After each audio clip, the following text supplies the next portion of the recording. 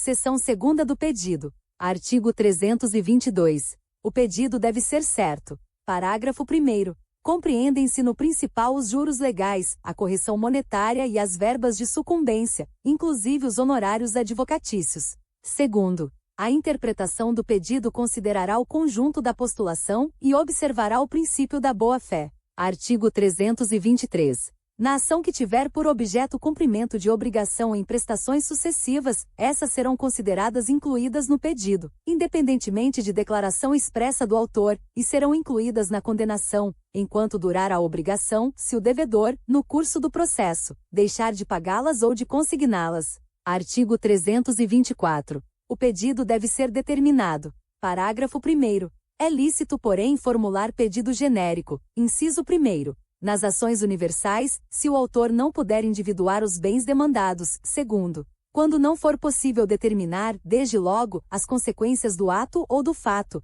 Terceiro, quando a determinação do objeto ou do valor da condenação depender de ato que deva ser praticado pelo réu. Parágrafo 2º. O disposto neste artigo aplica-se à reconvenção. Artigo 325. O pedido será alternativo quando, pela natureza da obrigação, o devedor puder cumprir a prestação de mais de um modo. Parágrafo único. Quando pela lei ou pelo contrato a escolha couber ao devedor, o juiz lhe assegurará o direito de cumprir a prestação de um ou de outro modo, ainda que o autor não tenha formulado pedido alternativo. Artigo 326. É lícito formular mais de um pedido em ordem subsidiária, a fim de que o juiz conheça do posterior, quando não acolher o anterior. Parágrafo único. É lícito formular mais de um pedido, alternativamente para que o juiz acolha um deles. Artigo 327. É lícita a acumulação, em um único processo contra o mesmo réu de vários pedidos, ainda que entre eles não haja conexão.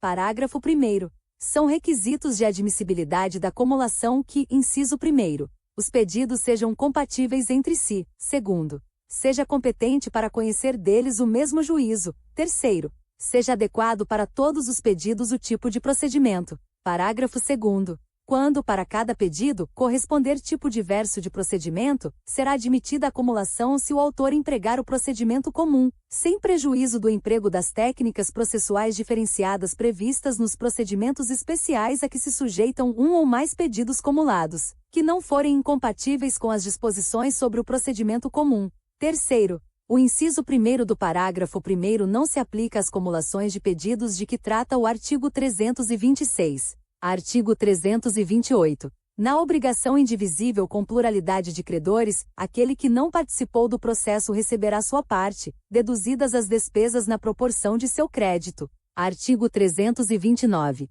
O autor poderá, primeiro, até a citação, aditar ou alterar o pedido ou a causa de pedir, independentemente de consentimento do réu. Segundo, até o saneamento do processo, aditar ou alterar o pedido e a causa de pedir com consentimento do réu, assegurado o contraditório mediante a possibilidade de manifestação deste no prazo mínimo de 15 dias, facultado o requerimento de prova suplementar. Parágrafo único. Aplica-se o disposto neste artigo à reconvenção e à respectiva causa de pedir. Seção 3ª do indeferimento da petição inicial. Artigo 330. A petição inicial será indeferida quando, primeiro, for inepta. Segundo, a parte for manifestamente legítima. Terceiro, o autor carecer de interesse processual. Quarto, não atendidas as prescrições dos artigos 106 e 321. Primeiro parágrafo. Considera-se inepta a petição inicial quando, primeiro, lhe faltar pedido ou causa de pedir. Segundo, o pedido for indeterminado, ressalvadas as hipóteses legais em que se permite o pedido genérico. Terceiro,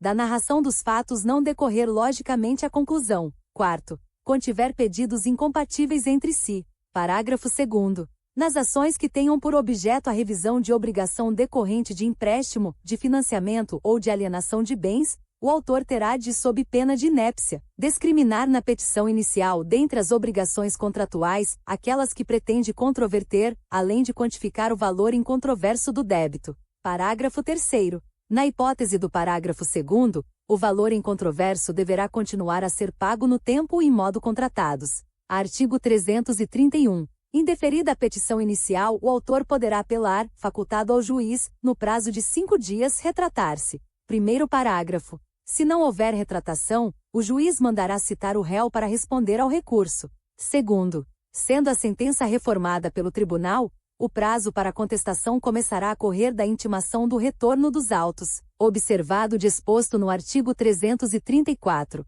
Terceiro, não interposta a apelação, o réu será intimado do trânsito em julgado da sentença. Capítulo 3º da improcedência liminar do pedido. Artigo 332. Nas causas que dispensem a fase instrutória, o juiz, independentemente da citação do réu, julgará liminarmente improcedente o pedido que contrariar. Primeiro, enunciado de súmula do Supremo Tribunal Federal ou do Superior Tribunal de Justiça. Segundo, acórdão proferido pelo Supremo Tribunal Federal ou pelo Superior Tribunal de Justiça em julgamento de recursos repetitivos. Terceiro, entendimento firmado em incidente de resolução de demandas repetitivas ou de assunção de competência. Quarto, enunciado de súmula de Tribunal de Justiça sobre direito local. Primeiro parágrafo. O juiz também poderá julgar liminarmente improcedente o pedido se verificar, desde logo, a ocorrência de decadência ou de prescrição. Segundo, não interposta a apelação, o réu será intimado do trânsito em julgado da sentença, nos termos do artigo 241.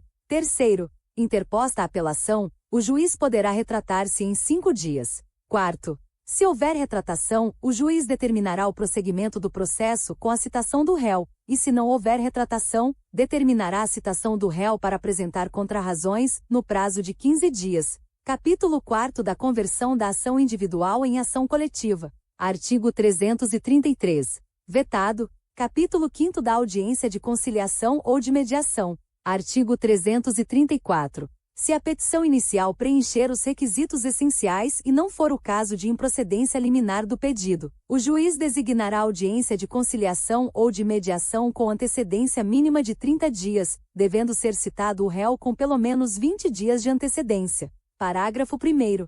O conciliador ou mediador, onde houver, atuará necessariamente na audiência de conciliação ou de mediação, observando o disposto neste Código, bem como as disposições da Lei de Organização Judiciária. Segundo, poderá haver mais de uma sessão destinada à conciliação e à mediação, não podendo exceder a 2 meses da data de realização da primeira sessão, desde que necessárias à composição das partes.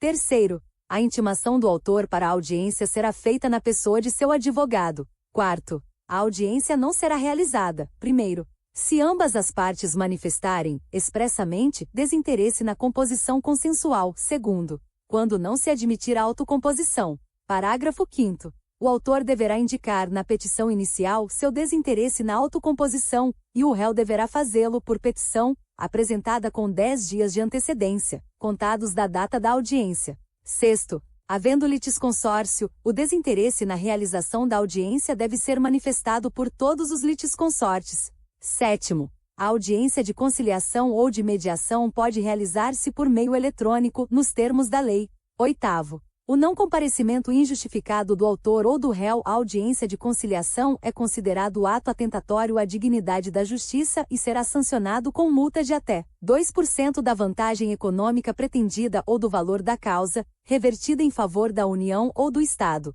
Nono, as partes devem estar acompanhadas por seus advogados ou defensores públicos. Décimo, a parte poderá constituir representante, por meio de procuração específica, com poderes para negociar e transigir. 11º, a autocomposição obtida será reduzida a termo e homologada por sentença. 12º, a pauta das audiências de conciliação ou de mediação será organizada de modo a respeitar o intervalo mínimo de 20 minutos entre o início de uma e o início da seguinte.